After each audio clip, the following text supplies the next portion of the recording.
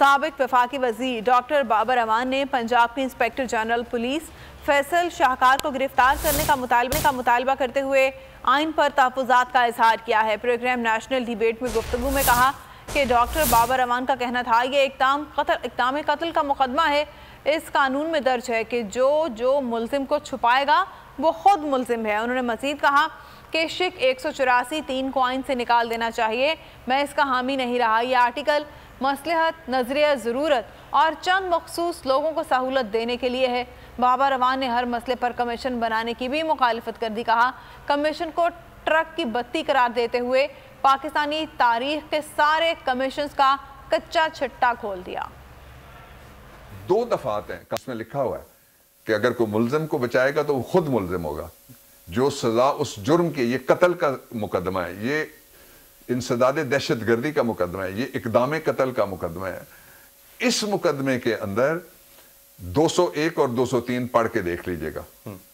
उसमें लिखा हुआ है जो स्क्रीन ऑफ करेगा ऑफेंडर को, उसका जुर्म छुपाएगा, वो भी मुल्ज़िम है। इन वाक़यात के बाद 184 3 का हामी नहीं रहा। अच्छा, बिल्कुल नहीं रहा। जो मसलहत, नजरिया ज़रूरत और चंद लोगों के रिलीफ के लिए जो आइन में अगर कोई आर्टिकल है तो उसको ख़त्म कर देना चाहिए। कि मैं किसी कमीशन का हामी नहीं हूं। मुझे बताएं अगरतला साजिश केस के कमीशन का क्या हुआ था, मुझे बताएं हमूदुर रहमान कमीशन का क्या हुआ, मुझे बताएं लियाकत अली खान कमीशन का क्या हुआ, मुझे आप बताएं 3 कमीशन हमारा आर्मी चीफ और जर्नल मारे गए जयाउल हक, जी उनका क्या, 3 कमीशन उनका क्या हुआ। मुझे बताएं बीबी वाले कमीशन का क्या हुआ, मुझे बताएं मुर्तजा वाले कमीशन का क्या हुआ। ये कमीशन ट्रक की बत्तियां हैं। मैं इसका बिल्कुल भी हिमायत नहीं करता कि कमीशन कोई होना चाहिए। अगर आपको ये वीडियो पसंद आई है तो हमारे चैनल को सब्सक्राइब करें और बेल आइकन को प्रेस करें।